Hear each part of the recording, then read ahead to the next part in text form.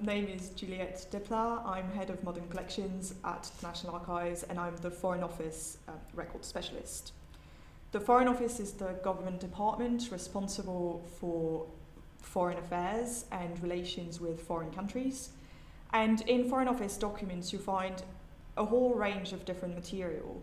You find correspondence, of course, within the Foreign Office itself and from embassies and consulates abroad, correspondence with foreign ministers of the countries to which Britain had accredited representatives.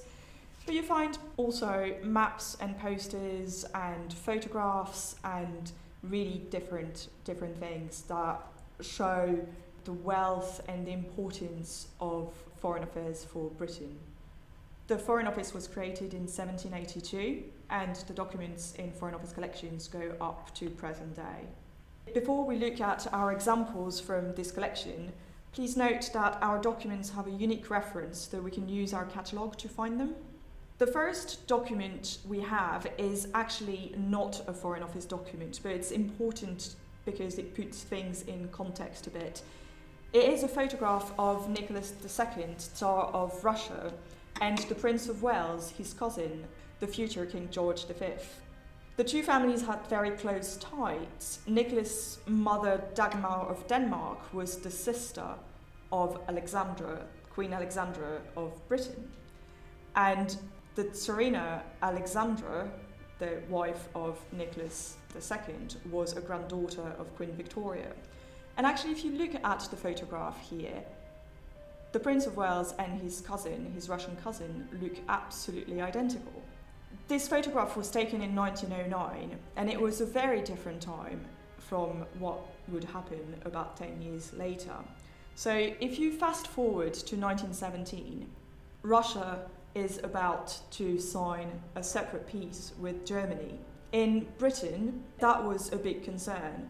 Also worrying was the situation of the emperor and his family. So these two documents we have here, we have two volumes of Foreign Office correspondence. One is general correspondence from the political department, and one is a volume of private correspondence. So these are private papers that were left at the Foreign Office after diplomats retired or changed posts. And in private letters, people tend to be a bit more candid, so these documents are really interesting. The Romanov monarchy really collapsed in 1917, and the Tsar and his family were arrested, or as the Russian Minister for Foreign Affairs put it, deprived of their liberty. And in this first document, which was a telegram from the Foreign Office to Sir George Buchanan, who was the British ambassador in Petrograd, the British government indicates that the King and His Majesty's government readily offer asylum to the Emperor and Empress in England, which it is hoped they will take advantage of during the war. So the King and the Tsar were first cousins. They were very close. They were good friends as well as related. And the King thought that he could help out his cousin and offer asylum, and that was on the 22nd of March 1917. The situation, however, was a bit complicated. The King had second thoughts. He was very nervous about the revolution being exported to the UK. He was nervous about the anti-monarchy movement. He'd already had to change his name, renouncing German titles and changing the name of the family from Saxe-Coburg-Gotha to Windsor.